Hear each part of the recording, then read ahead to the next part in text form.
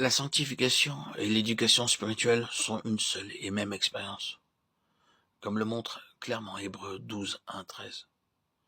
Nous donc aussi, puisque nous sommes environnés d'une si grande nuée de témoins, rejetant tout fardeau et le péché qui nous enveloppe si facilement, courons avec persévérance dans la carrière qui nous est ouverte, regardant à Jésus le chef et le consommateur de la foi, lui qui, au lieu de la joie qui lui était offerte, a souffert la croix, méprisant l'ignominie, et s'est assis à la droite du trône de Dieu.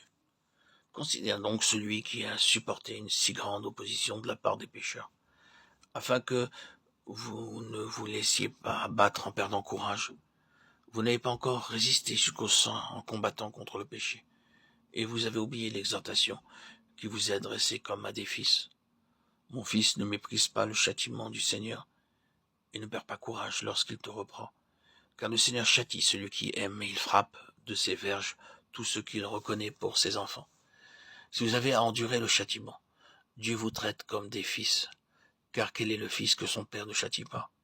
Mais si vous êtes exempt du châtiment auquel tous ont part, alors vous êtes des enfants illégitimes, vous n'êtes pas de vrais fils. Et puisque nos pères, selon la chair, nous ont châtiés, et que néanmoins nous avons eu du respect pour eux, ne serons-nous pas, à plus forte raison, soumis au Père des esprits pour avoir la vie? Cela, en effet, nous châtiait pour un peu de temps, comme il le trouvait bon. Mais Dieu nous châtie pour notre bien, afin de nous rendre participants de sa sainteté. Il est vrai que tout châtiment semble, au premier abord, un sujet de tristesse et non pas de joie.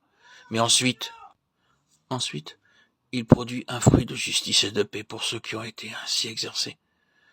Relevez donc vos mains défaillantes et vos genoux qui fléchissent.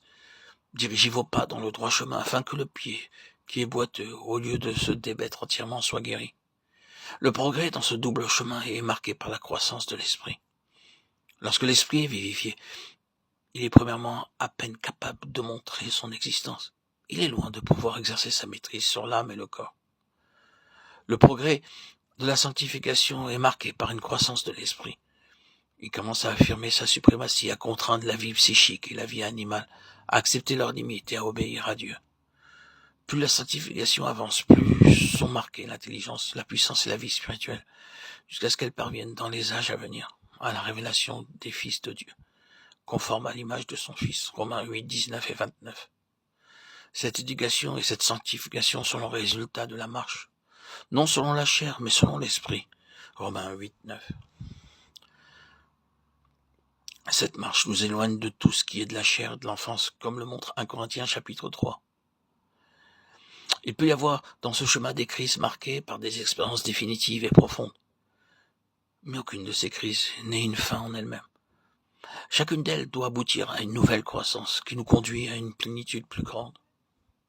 Il est dangereux de relier toute notre marche à une crise ou une expérience faite des années auparavant et de s'arrêter là,